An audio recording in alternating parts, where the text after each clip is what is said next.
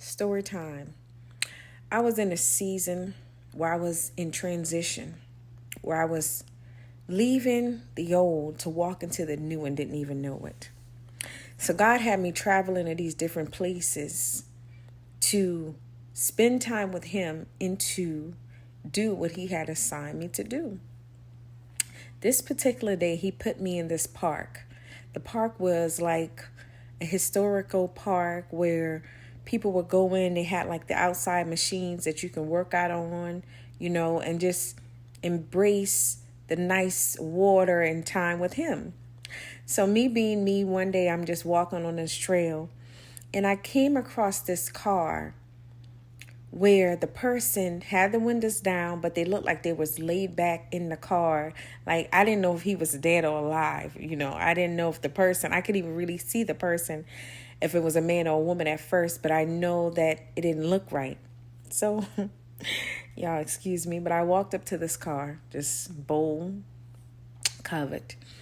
And I said, "Hey, are you okay?" And he jumped up fast and he said, "Yeah, I'm okay. I was just taking a nap. I worked at a car dealership up the road." I was like, "Oh, okay. I just wanted to check on you." I didn't know if something was wrong or not. And I said to him, the Lord laid on my spirit to say to him, you don't have to live in fear because God is always near you.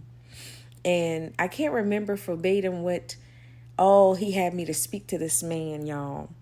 But this man said to me, he said, "How you know that?" He said, "I come here to ease my mind and get me a little break." He said a couple of years ago, I was coming out of the Food Lion. He said, and I was shot 3 times randomly by somebody he didn't even know. And so sometimes he go to these different places to clear his mind and just to get away. He drives to Miami for days just to get away from thinking about what happened to him. And I said to him, I said, "Well, God didn't give us the spirit of fear, but of power and love and a sound mind." I said, "You don't have to be fearful. That's the trick of the devil. He wants you to live like you're in captivity or in a box, so you will never prosper and step into who He's called and created you to be. God has called and created you to be." Y'all, you don't know the encounters, my God, that you have with people until the Lord uses you in places that you're not even familiar. Be nice to people. Treat everybody kind and with love and respect. You don't know that one conversation can shift their whole mindset and perspective. God bless.